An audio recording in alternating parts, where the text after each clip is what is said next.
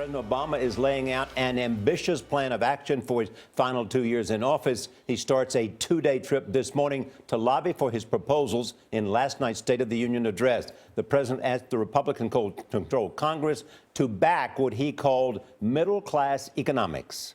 He also threatened to veto any legislation blocking his agenda. Major Garrett is at the White House with highlights of the president's address. Major, good morning. Good morning. The president said the country was finished fighting land wars in Afghanistan and Iraq and done with the Great Recession. The time had come, the president said, for direct action to provide middle-class families with more money to spend, if not through higher wages, then through some new government programs. The President of the United States. The theatrics were the same, but the audience, Republicans in charge of the House and Senate, was completely different.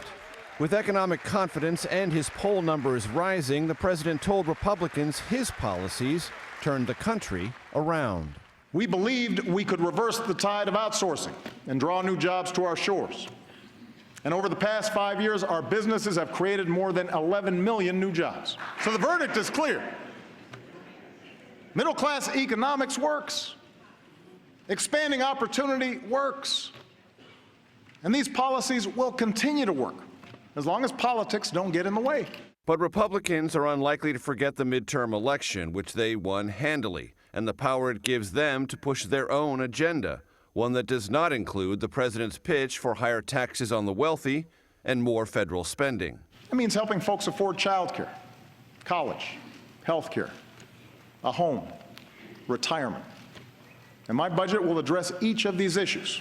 The White House has already issued 7 veto threats to block Republicans, and last night the president went through key items on that list. We can't put the security of families at risk by taking away their health insurance, or unraveling the new rules on Wall Street, or refighting past battles on immigration when we've got to fix a broken system. And if a bill comes to my desk that tries to do any of these things, I will veto it. Last year, there was no talk of ISIS or a two-front air war to defeat it in Iraq and Syria. Instead of getting dragged into another ground war in the Middle East, we are leading a broad coalition, including Arab nations, to degrade and ultimately destroy this terrorist group. Now, this effort will take time. It will require focus. But we will succeed.